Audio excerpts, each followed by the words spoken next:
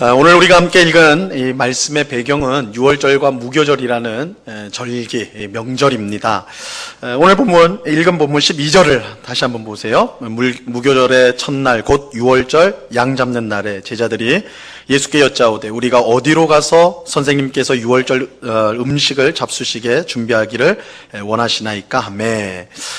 여기에 나오는 유월절과 무교절은 이스라엘 백성에게는 굉장히 중요한 명절이고 절기였습니다. 이 유월절과 무교절은 옛날 이스라엘 백성이 애굽에서 종살이를 하다가 하나님이 보내신 모세를 통해 구원을 받게 되는데, 이것을 기념하여, 이 구원 사건을 기념하여서 지키는 명절, 절기가 바로 유월절과 무교절이었습니다. 자유와 해방의 명절이었어요. 우리가 잘 아는 대로 하나님께서 종살이를 하던 이스라엘 백성을 구원하기 위해서 애굽에 10가지 재앙을 내리셨습니다. 근데 하나님이 내리신 이 마지막 재앙, 10가지 중에 마지막 재앙은 애굽에서 태어난 첫째를 다 죽이는 것이었어요. 사람이나 짐승할 것 없이, 가릴 것 없이 첫째, 장자를 다 죽이는 재앙을 내렸습니다. 그런데 여기에 예외가 있었어요. 하나님은 미리 이스라엘 백성들에게 어린 양을 잡아서 그 피를 문에 발라라 이렇게 말씀하셨습니다. 그렇게 하면 하나님이 보내시는 죽음의 천사가 그 피를 보고 그 집을 넘어가게 될 것이다 이렇게 말씀을 하셨어요. 이 말씀에 순종한 이스라엘 백성은 아무도 죽지 않았습니다. 이스라엘 집의 장자들은 아무도 죽임을 당하지 않았어요. 하지만 이 말씀에 불순종한 애굽 왕과 애굽 백성들의 모든 장자들은 첫째 장자와 또한 첫 번째 짐승은 다 죽임을 당하였습니다. 이 끔찍한 심판을 받은 애굽 왕은 비로소 이스라엘 백성들을 내보내게 되지요. 하나님은 이스라엘 백성에게 이 날을 영원히 기억하고 지키라고 말씀하셨습니다. 하나님의 놀라운 구원, 너희의 모든 속박을, 너희가 포로되었던 것을 구출한 이 사건을 기억하고 기념하라고 하셨어요. 이 날이 바로 유월절과 무교절입니다. 여러분, 유월절이라고 할 때 이 유월이라는 말은 넘어가다라는 뜻이에요. 그죠? 넘어가다. 그래서 어린 양의 피를 문에 발랐을 때 죽음의 천사가 그 집을 넘어갔다. 그래서 넘어갔다 해서 유월이라는 말이 나왔습니다. 그래서 유월절 이렇게 이제 불러요. 이 유월절은 이제 어린 양을 잡아가지고 피를 발랐다고 그랬잖아요. 그래서 그 대대로 이 유월절을 지키는데 어떤 관습이 있냐면 낮에 어린 양을 잡습니다. 어린 양을 잡아요. 그리고 이제 저녁에 온 가족이 다 집에 다 모입니다. 가족 식사를 하는 날이에요. 유월절은 가족이 다 모여서 낮에 잡았던 그 어린 양을 나누어서 이제 식사를 하게 됩니다. 이게 이제 유월절 식사예요. 유월절 식사. 근데 이 유월절 식사를 할 때 가장, 아마도 이제 그 집의 아버지가 되겠죠. 가장이 유월절 이야기를 들려주는 것입니다. 하나님께서 우리 조상들을 애굽에서 종살이할 때 하나님이 큰 권능으로 우리를 구원하셨다. 이것을 기념하는 것이 유월절이다. 이렇게 이제 설명을 하게 되었습니다. 그래서 이제 이스라엘 백성들은 대대로 하나님의 이 구원 역사를 함께 이야기하고 하나님 앞에 감사하며 그렇게 기념을 하였어요. 이게 이제 유월절입니다. 근데 이 유월절 식사가 마치면 그 다음 날부터 바로 무교절이 시작이 됩니다. 무교절. 이 무교절은 일주일 동안 누룩이 없는 떡, 그러니까 효소, 이스트라고 하나요? 그거를 우리가 빵을 만들 때 부풀리게 하는 게 이제 효소잖아요. 그것이 없는 떡, 빵. 이걸 무교병이라고 부릅니다. 이 무교병을 일주일 동안 먹는다. 그래서 이것을 무교절이라고 이름이 이제 붙였어요. 이렇게 이제 무교병을 먹는 이유는 이스라엘 백성들이 출애굽할 때에 아주 급하게 나왔기 때문에 이 10가지 재앙을 딱 내린 다음에 애굽 왕이 바로 이제 나가라고 하거든요. 그래서 급히 나오니라고 이 떡을 발효할 시간이 없는 거예요. 그죠? 그래서 무교병을 이제 먹었다. 이것을 기념하기 위해서 일주일 동안 무교병을 먹는 무교절을 지켰습니다. 이처럼 유월절과 무교절은 애굽에서 종살이하던 이스라엘 백성이 하나님의 은혜로 구원을 받아 자유롭게 된 것을 기념하는 명절이었어요.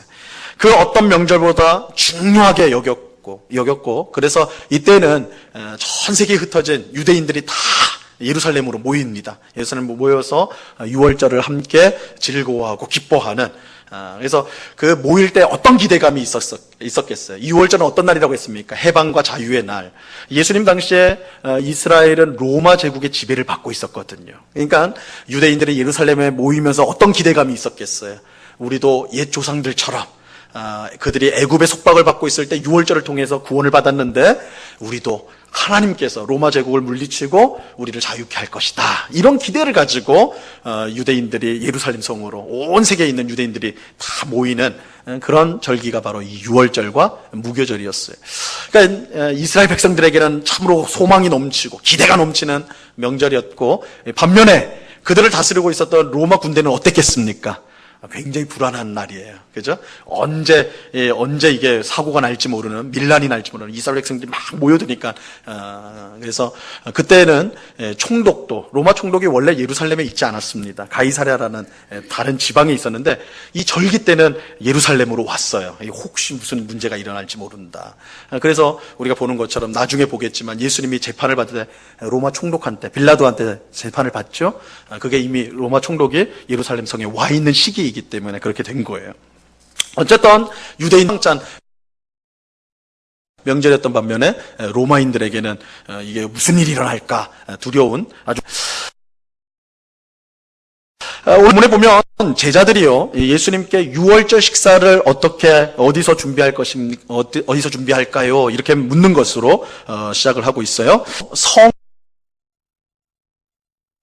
성내로 너희가 들어가면 물동이를 가지고 가는 사람을 만나게 될 것인데 그 사람을 쫓아가라. 그러면 그 사람이 들어가는 집에 그 집주인에게 물어보면 마련한 곳을 알려주겠다. 이렇게 말씀을 하십니다.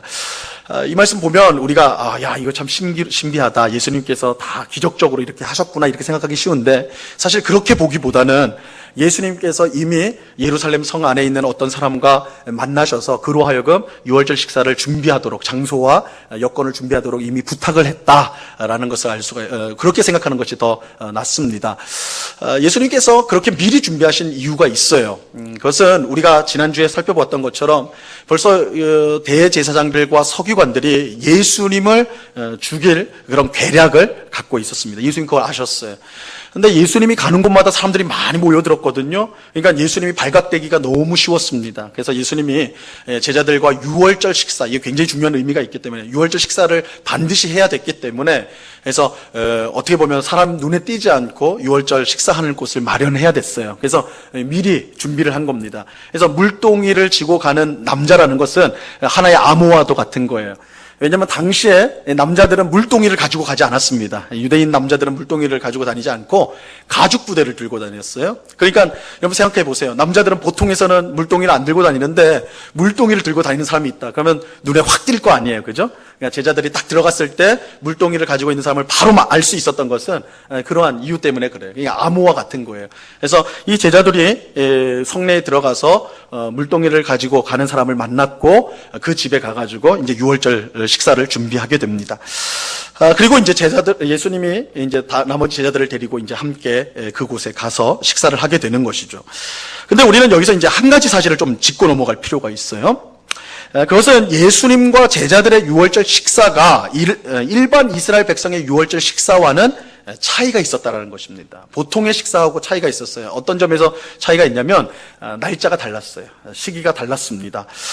유대인의 6월절 식사는 오늘 우리 시간으로 하면 금요일 저녁입니다. 보통의 6월절 식사는 금요일 날 저녁에 하게 돼 있습니다. 그러니까 6월절 어린 양을 언제 잡아요? 금요일 날 점심 때 잡습니다. 점심 때 어린 양을 딱 죽이고 그 고기를 가지고 금요일 날 저녁에 온 가족이 모여서 식사를 하는 거예요. 하지만 예수님과 제자들이 지금 6월절 식사를 하는 이때는요, 오늘 우리 시간을 따지면 목요일 저녁이었어요. 목요일 저녁입니다. 그러니까 하루 전이죠. 금요일 날 저녁에 6월절 식사가 있는 것이 보통인데 그때 했어요. 그런데 예수님은 지금 제자들과 함께 목요일 저녁에, 하루 전날인 목요일 저녁에 식사를 지금 하고 있는 것입니다. 그러니까 여러분들 예수님과 제자들이 했던 이 6월절 식사에서 뭐가 빠졌겠어요? 음식 중에서 뭐가 빠졌겠습니까? 6월절 양이 빠졌겠죠. 왜냐하면 양은 언제 잡으니까? 그 다음날 잡으니까. 좀 따라오고 계신 거예요? 그죠? 저 혼자 막 이제 하는 거 아니죠? 그 다음날 잡으는 거니까. 그죠? 그러니까 예수님과 제자들이 목요일날 밤에 모였을 때는 아직 어린 양 잡을 때가 아닌 거예요. 그죠? 그래서 여러분들이 우리 다음 시간에도 보겠지만 최후의 만찬 우리가 불리는 6월절 식사 때 양을 안 먹어요. 그죠? 뭘 먹어요? 포도주와 떡만 먹습니다. 양을 먹었다는 언급이 전혀 없어요. 왜냐하면 양을 잡지 않았기 때문에 그래. 잡을 때가 안 되었기 때문에. 그러면 우리가 이제 이렇게 의문을 제기할 수가 있죠. 왜 하루를 앞당겨서 했을까?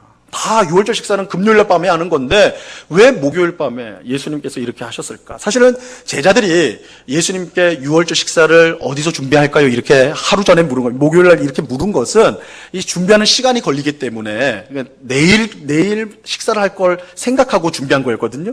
근데 예수님은 그날 밤에 다 해버린 거예요. 쉽게 말해서. 그러니까 여기에는 뭔가 이제 의도가 있다는 것을 알 수 있겠죠. 왜 그랬을까? 왜 당기셨을까?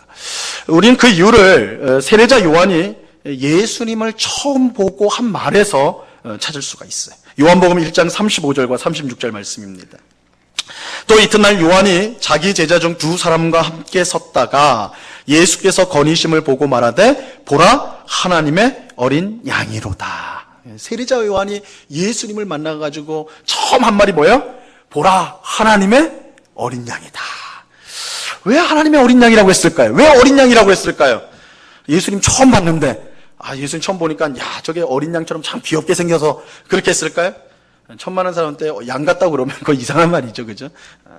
얼굴 닮아서 그렇게 한 것은 결코 아닐 거예요. 왜 그랬을까요?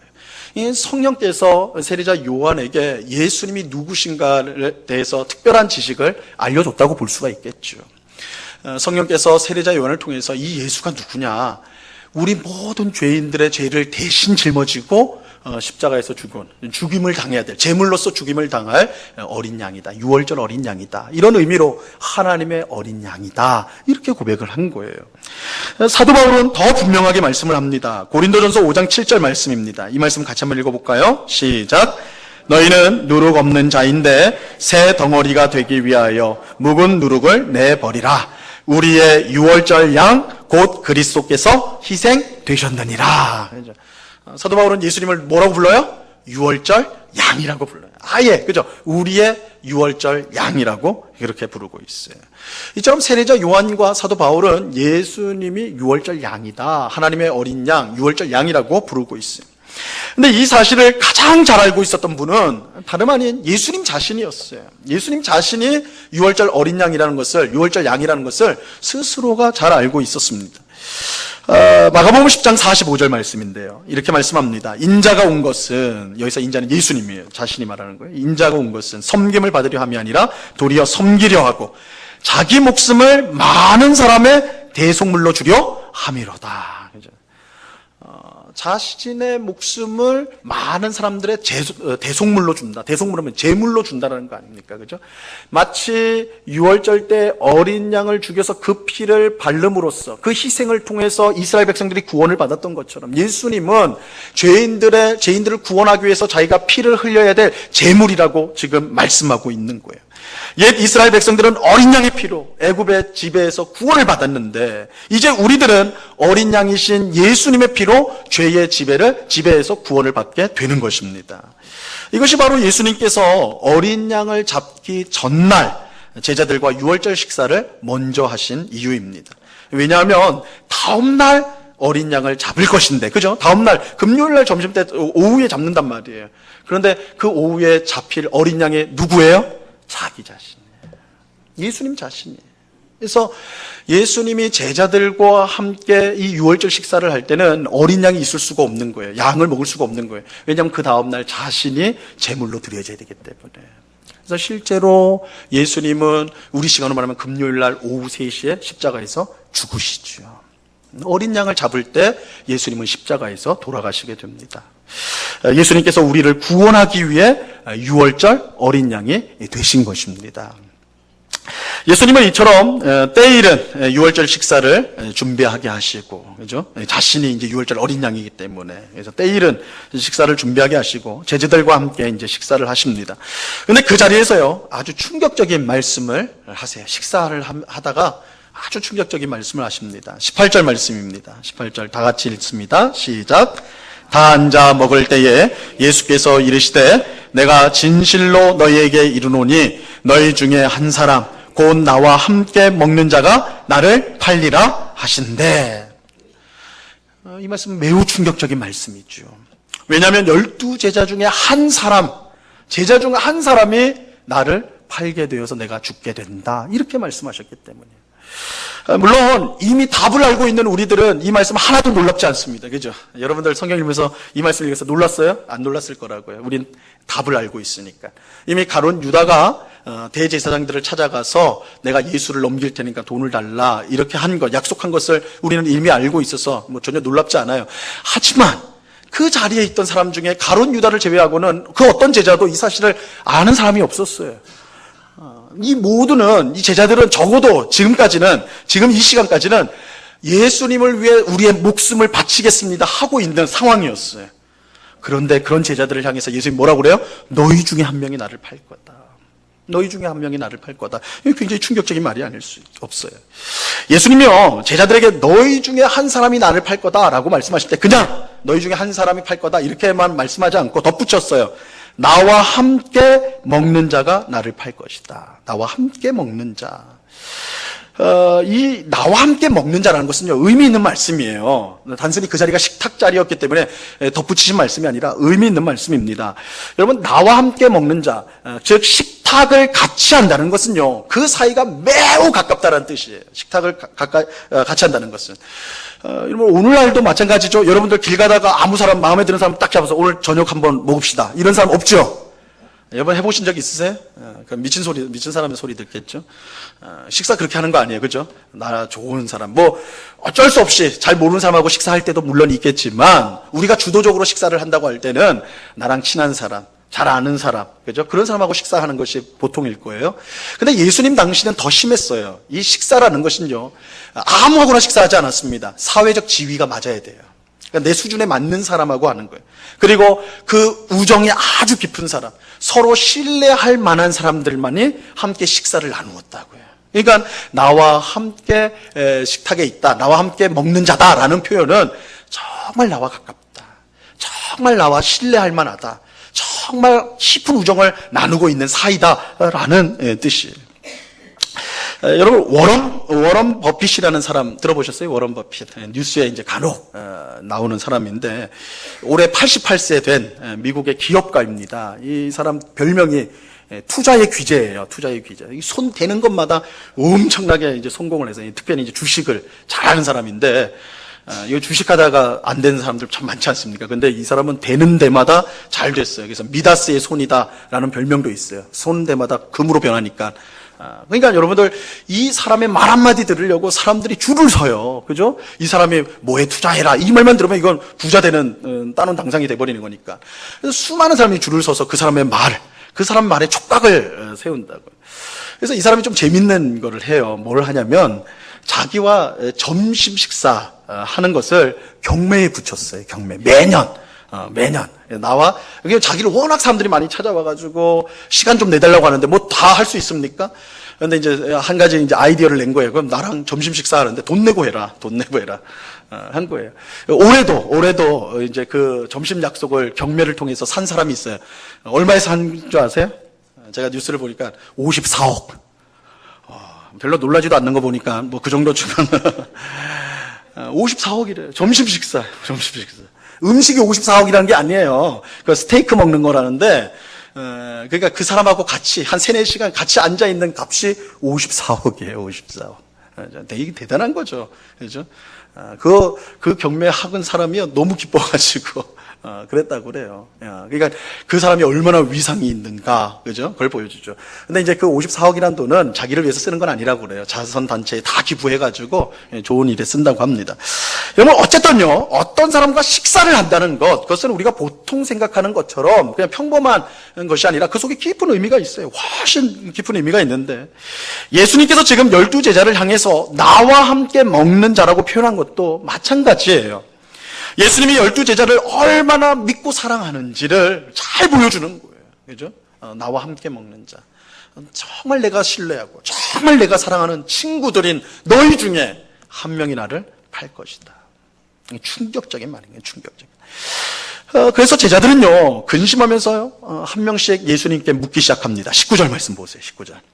그들이 근심하며 하나씩 나는 아니지요 하고 말하기 시작하니, 여러분 이 장면을 머릿속으로 떠올려 보세요. 조금은 우스꽝스럽죠.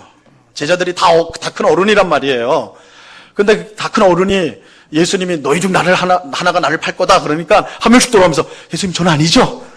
예수님 저는 아니죠.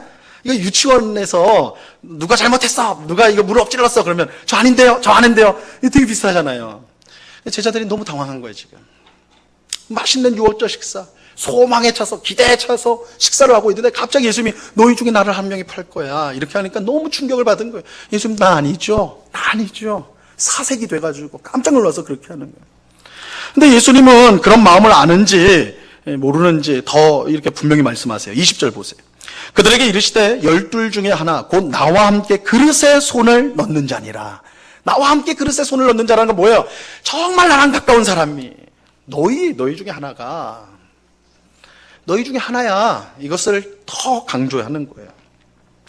자, 그러면서 예수님은 자신을 팔 자에 대해서 이렇게 말씀하십니다. 21절 말씀입니다. 이건 같이 읽습니다. 시작. 인자는 자기에 대하여 기록된 대로 가거니와 인자를 파는 그 사람에게는 화가 있으리로다. 그 사람은 차라리 나지 아니하였더라면 자기에게 좋을 뻔하였느니라 하시니라. 여러분 이 말씀을 우리가 이제 보면서 먼저 우리가 이제 생각해야 될 것이 있는데 이 예수님의 죽음이요. 예수님의 죽음은 이 한 제자의 이런 어처구니 없는 혹은 정말 있어서는 안 되는 그런 배반 때문에 그 배반 때문에 발생한 우연적인 일이 아니라는 것입니다. 예수님은 자신의 죽음이 성경에 기록된 대로 일어나는 것이다. 이렇게 말씀하고 있어요. 그죠? 21절 보니까 인자는 자기에 대하여 기록된 대로 가거니와. 여기서 간다는 게 뭐예요? 십자가에서 죽는 거. 그죠? 기록된 대로 내가 죽는 거다. 이렇게 말씀을 하고 있어요. 다시 말하면 예수님의 죽음은 죄인들을 구원하기 위해 하나님께서 미리 계획하신 뜻 가운데 일어난 일이에요. 어쩌다가 우연히 일어난 일이 아니에요. 그죠? 가룟 유다가 이게 미쳐가지고 이 될 수 없는 일을 만들어내는 그런 것이 아니라는 거예요. 죄인들을 구원하기 위해 세우신 하나님의 계획과 뜻에 순종하여서 예수님이 자신을 죽음에 내어 놓으신 것입니다. 이것이 이제 예수님의 십자가 사건이에요, 사실은. 사도행전 2장 22절과 23절에 보면요, 베드로가 유대인들에게 이렇게 설교를 합니다. 한번 잘 들어보세요. 이스라엘 사람들아, 이 말을 들으라. 너희도 아는 바와 같이 하나님께서 나사렛 예수로 큰 권능과 기사와 표적을 너희 가운데 베푸사 너희 앞에서 그를 증언하셨느니라. 그가 하나님께서 정하신 뜻과 미리 아신 대로 내준 바 되었거늘 너희가 법 없는 자들의 손을 빌려 못 박아 죽였으나. 여기 한번 보세요. 예수님의 십자가 죽음, 그 사건을 어떻게 말하고 있어요? 하나님께서 정하신 뜻과 미리 아신 대로 뭐 했다고요? 내어준 바 되었다. 누가 내어준 거예요? 하나님이 내어주신 거예요. 그렇죠? 그러니까 예수님의 죽음이 물론 가룟 유다의 배반으로 말미암아 일어난 사건이긴 맞지만 그러나 이미 하나님의 구원 뜻 가운데, 구원 계획 가운데 있었던 거예요. 그래서 이 사건은 예수님의 십자가로 가는 그 사건은 우발적으로 일어난 갑자기 어떻게 일어난 그런 일들이 아니라 우리 구원을 이루시기 위한, 우리 구원을 위한 하나님의 뜻과 계획이 이루어진 것이고 예수님께서 그 뜻과 계획에 순종하신 사건이다. 이렇게 봐야 돼요. 이것은 우리가 이제 성경을 지금 우리가 계속 살펴보고 있지만 예수님의 태도를 보면 알 수 있어요. 그러면 예수님이요 당황하지 않아요. 이 말씀을 보면 예수님이 당황하지 않습니다. 물론 정말 십자가를 바로 앞둔 겟세마네 동산에서는 정말 하나님 앞에 정말 간절하게 기도하는 그런 모습을 보여주시긴 하지만 그 전까지 예수님은 전혀 당황치 않고 차근차근히 십자가로 나아가고 계신다고요. 이 모든 것이 하나님의 뜻임을 알고 계셨기 때문이에요. 하지만 이처럼 예수님의 죽음이 하나님의 뜻 가운데 된 일이라 할지라도 예수님을 배반한 이 일 자체는 핑계하거나 혹은 용서받을 수 있는 일은 아니었어요. 예수님은 자기를 판 사람에게 화가 있을 것이며 그 사람은 차라리 나지 않는 것이 좋을 뻔하였다고 말씀하셨어요. 그만큼 이 사람이 저지른 죄악이 크다라는 거예요. 그 심판이 끔찍하기 때문입니다. 실제로 예수님을 배반한 가룟 유다는 아주 비참한 최후를 맞이하게 됐죠. 우리는 여기서 이제 두 가지 교훈을 이제 좀 생각해 보고자 합니다. 두 가지 교훈을 생각해 보고자 해요. 첫째는 그저 예수님께 가까이 있다고 해서 예수님을 바르게 믿는 것은 아니라는 거예요. 예수님하고 가까이 있다고 해서 예수님 바로 믿는 것 아니다. 여러분, 교회 오래 다니고 이런저런 직분을 받는 것이 바른 믿음의 증거가 될 수가 없어요. 가룟 유다는 비록 예수님과 늘 함께했던 제자 중에 하나였지만 그럼에도 불구하고 그에게는 참된 믿음이 없었어요. 그래서 예수님을 팔아버린 거죠. 그에게 믿음이 있었다면 그럴 수가 있겠습니까? 그러니까 믿음이 없었다는 거예요. 믿음이 없었어요. 예수님의 제자인데 예수님과 함께 3년 동안이나 함께 먹고 자고 했던 사람이 가룟 유다인데, 늘 예수님의 말씀을 들었던 사람인데, 천국의 비밀을 들었던 사람인데, 그렇게 가까운 사람인데 결국 예수님을 팔았단 말이에요. 믿음이 없었어요. 그러므로 우리는 단지 밖으로 드러나는 모습만 보고 믿음을 판단해서는 안 돼요. 정말로 우리의 마음을 다해 예수님을 의지하고 따르고 있는가를 우리는 점검해 봐야 되는 것입니다. 예수님께서 이렇게 말씀하셨어요.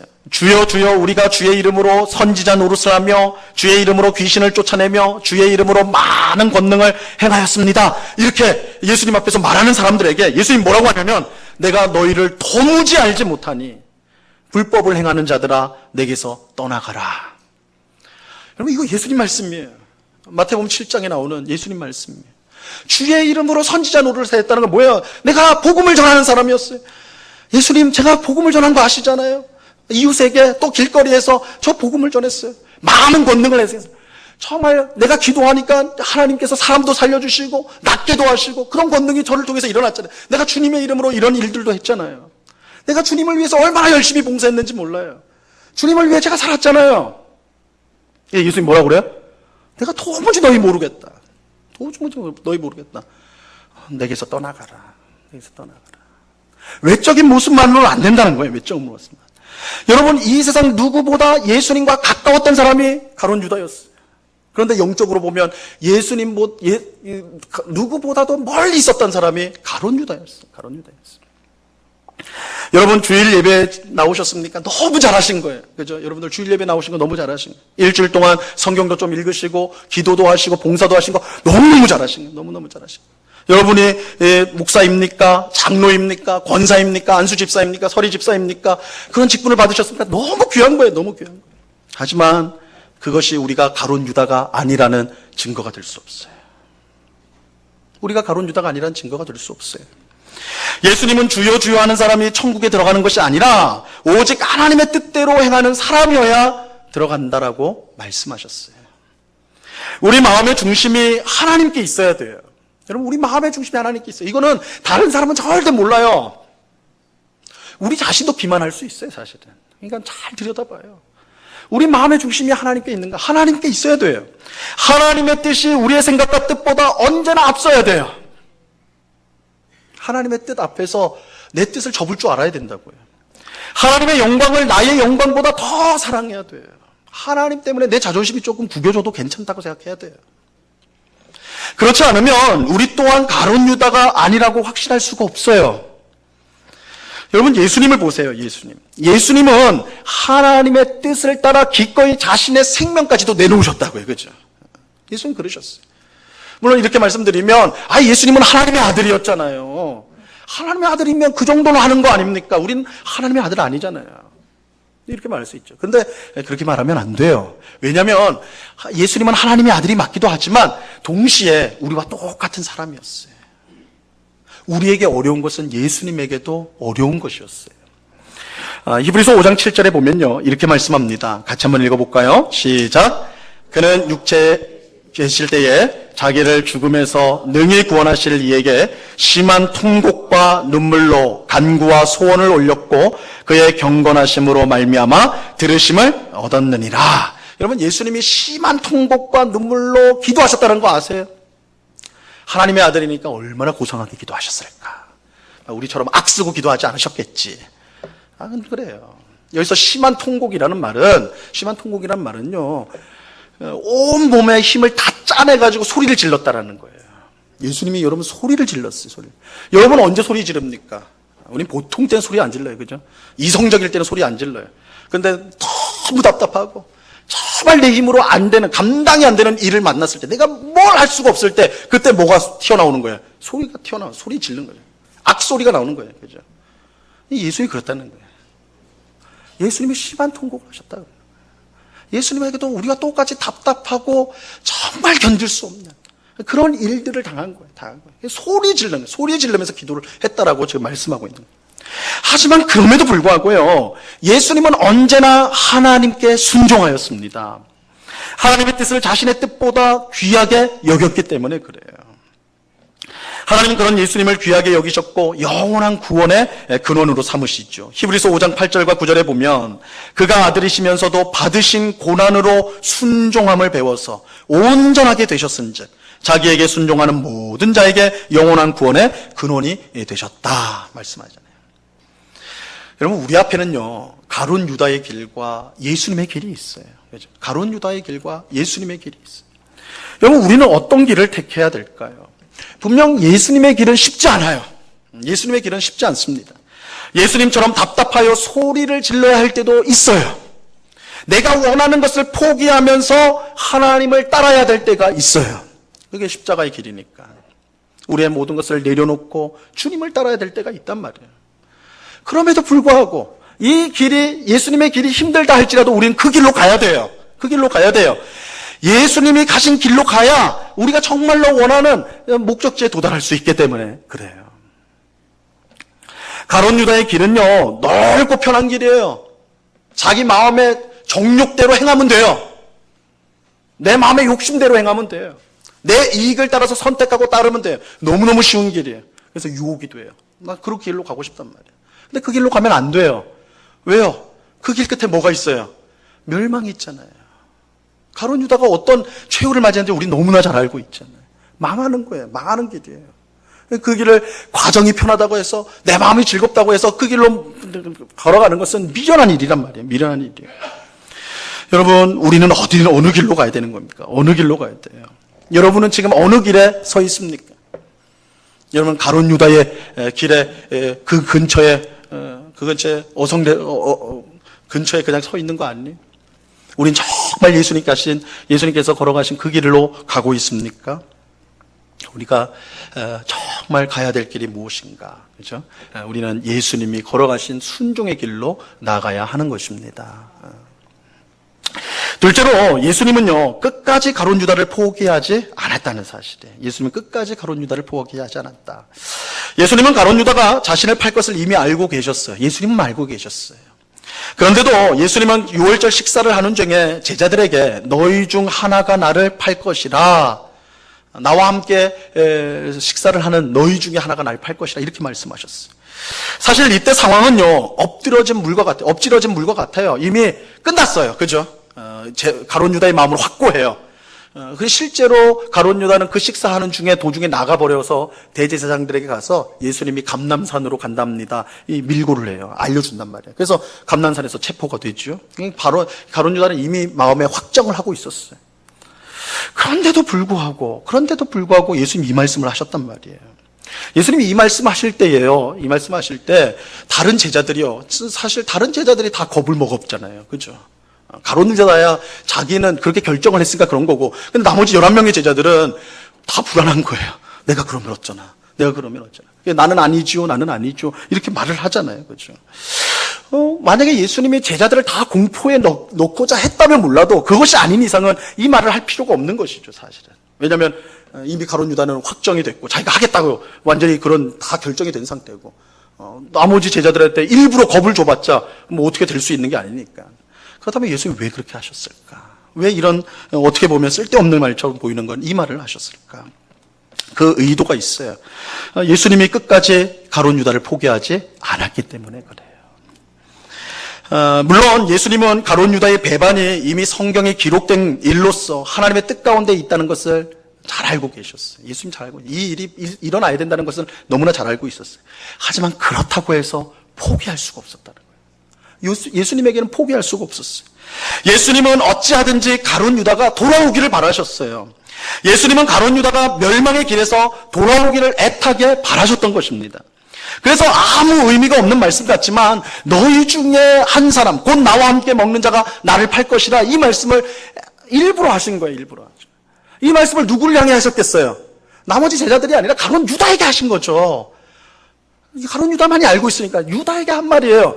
나와 함께 밥을 먹는 자가 나를 팔 것이다, 이 말을 가룟 유다에게 한 거예요. 이 뜻이 뭐예요?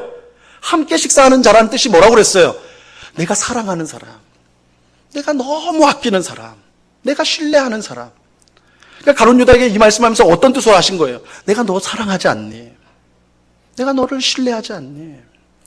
너가 그런 존재가 아니니 돌아와. 그 길로 가면 안 돼. 그 길로 가면 안 돼. 예수님 끝까지 가룟 유다에게 말씀하신 거예요. 돌아오라고 말씀하신 거예요. 여러분, 하나님은 죄인이 돌아와 구원받기를 간절히 바라세요. 디모데전서 2장 4절에 보니까 하나님은 모든 사람이 구원을 받으며 진리를 아는 데 이르기를 원하시느니라. 하나님은 모든 사람이 구원받기를 원하세요. 한 명 빠짐없이. 하나님은 한 사람이라도 지옥에 가는 것이 하나님의 뜻이 아니에요. 하나님은 다 구원받기를 원하세요. 근데 얼마나 원하시냐, 얼마나 간절히 원하시느냐. 누가복음 15장 7절에 보니까 이렇게 말씀해요. 이 말씀 같이 한번 읽어봅니다. 시작. 죄인 한 사람이 회개하면 하늘에서는 회개할 것 없는 의인 99으로 말미암아 기뻐하는 것보다 더하리라. 여러분, 하나님이요, 죄인이 돌아온 걸 얼마나 기뻐하냐면, 죄인 하나가 돌아오는 것이 의인 99명보다 99명이 있는 것보다 더 그게 기쁘대요.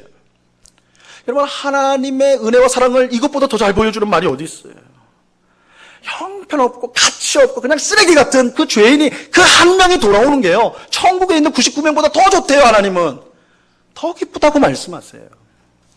여러분, 하나님께는요 너무 늦은 사람이 없어요. 우리 사람에게는 그래요. 너 늦었어. 너 더 이상 안 돼. 넌 끝났어. 우리는 그렇게 말을 해요. 근데 하나님은 절대 그렇게 말씀하지 않아요. 하나님께는 늦은 사람이 없어요. 하나님은 탕자의 아버지처럼 언제나 죄인이 돌아오기를 기다리세요. 한없이 기다리세요. 하나님 기다리세요. 심지어 가룟 유다까지도 끝까지 포기하지 않고 기다리신 분이 하나님이세요. 하나님 기다리세요. 여러분, 이 사랑과 은혜를 거부하면 안 돼요. 이 사랑과 은혜를 거부하면 안 돼요. 아마 가룟 유다의 가장 큰 죄는요, 배반한 것이 아니라 끝까지 기다리시는 주님께 안 돌아온 것일 거예요. 돌아와야 돼요. 돌아와야 돼요. 여러분, 우리를 있는 모습 그대로 받으시는 하나님이심을 우리가 알아야 돼요. 두 손 들고 나오면 그저 안아주시는 분이에요. 너 이런 잘못했지? 너 이러고도 뻔뻔하게 나왔어? 그렇게 말씀하지 않아요. 그냥 안아주세요. 극악한 죄라도 회개하면 반드시 용서하시는 하나님이세요. 모든 것을 잃어버리고 포기한 사람을 회복시킬 수 있는 능력에 있는 분이 하나님이세요. 여러분, 하나님께 돌아오면 살게 돼요. 삶이 회복되어지고 참된 변화가 일어나게 됩니다. 하나님께 늦은 사람은 없어요. 하나님께 늦은 사람은 없어요. 그래서 지금이야말로 은혜 받을 때고, 지금이야말로 구원을 받을 때예요. 이 놀라운 하나님의 사랑과 은혜를 깨닫는 이 시간 우리 모두가 될 수 있기를 간절히 바랍니다. 우리 중에 몸은 예배당에 나와 있지만 여전히 하나님과 멀리 있는 사람들이 있을 수 있어요. 그렇죠? 이건 자신이 알아요. 자신이 알아요. 겉모습으로는 몰라요. 예배당에 앉아요. 매주 와서 앉아 있어요. 근데 우리의 마음은 하나님과 가깝지 않아요. 하나님께 나아가지 않아요. 그런 사람이라도 나오셔야 돼요. 하나님 앞에 나오셔야 돼요. 하나님 기다리세요. 하나님 사랑과 은혜로 기다리세요. 회복시키고 새롭게 하기를 기다리신단 말이에요. 여러분, 우리가 어떠한 사람일지라도, 얼마나 약점이 많고 얼마나 형편없는 사람일지라도 그게 문제가 되진 않아요. 나오라. 오면 하나님의 은혜를 사모하고 나 같은 죄인도 받으시는 하나님이심을 믿고 두 손 들고 나오면 하나님 기쁘게 받으세요. 그리고 회복시켜 주세요. 하나님의 귀한 사람으로 만들어 주세요. 가룟 유다를 향해서 하나님이 포기하지 않았다는 것을 꼭 기억하시기 바랍니다. 늦지 않았어요. 늦지 않았어요. 근데 계속 그러면 안 돼요. 예수님 오시면 그때는 끝나는 거예요. 그 전까지는 나와야 되는 겁니다. 오늘 예배하는 우리 모두에게 이러한 하나님의 풍성한 은혜와 사랑이 넘치기를 간절히 바랍니다. 6월절 양으로 오셔서 우리의 모든 죄를 사하신 예수님께 우리가 감사를 늘 드리고, 언제나 우리를 기다리시고 은혜 베푸시길 기뻐하시는 하나님만을 의지하며 살아가는 우리 모두가 될 수 있기를 바랍니다. 그래서 가룟 유다의 길이 아니라, 여러분, 가룟 유다의 길은 근처도 어슬렁거리면 안 돼요. 예수님의 길로, 힘들더라도 예수님의 길로 가야 돼요. 힘들더라도 주님의 말씀에 순종하셔야 돼요. 그래야지 끝이 정말 우리가 바라는 영생과 하나님의 나라가 있는 거예요. 그래서 오늘도 가룟 유다의 길이 아닌 예수님의 길로 묵묵히 걸어가는, 주님과 함께 걸어가는 오늘 우리 모두가 될 수 있기를 우리 주님의 이름으로 간절히 축원합니다. 기도하겠습니다. 하나님 아버지, 감사합니다. 주님, 오늘 말씀을 통해서 예수님이 유월절 어린 양이 되셨다, 우리의 죄를 위해서 주께서 생명을 내어주셨다라는 사실을 확인하였습니다. 늘 우리가 고백하고 아는 당연한 사실처럼 여기지만, 그러나 이 놀라운 주님의 희생이 없었다면 우리 중에 이 자리에 있을 사람은 아무도 없습니다. 아버지 하나님, 우리가 어떠한 죄인이라도, 얼마나 흉악한 죄인이라도 어린 양 예수 그리스도의 보혈이 그 죄악을 씻고 우리를 새로운 사람으로 만들 줄로 믿습니다. 6월절 어린 양 되시는 예수님을 꼭 붙들고 늘 주님 앞에 나오는 주의 백성들 다 될 수 있도록 주님 도와 주시옵소서. 아버지 하나님, 우리가 가룟 유다의 길에 서 있지 않은지 우리를 돌아봅니다. 껍데기만 그럴듯한 신자가 아닌지요, 몸만 이곳에 와 있는 신자가 아닌지요. 아버지 하나님, 우리 자신을 돌아보며 정말 우리의 마음의 중심을 하나님께 두게 하옵시고, 정말 주님 예수님께서 걸어가신 순종의 길을 우리 또한 묵묵히 걸어가는 주의 백성이 다 될 수 있도록 도와주시옵소서. 그래서 그 마지막이 하나님이 주신 영생이요 생명을 풍성히 누리는 저희들이 다 될 수 있도록 은혜 내리워 주시옵소서. 감사하오며 예수 그리스도 이름으로 기도드리옵나이다. 아멘.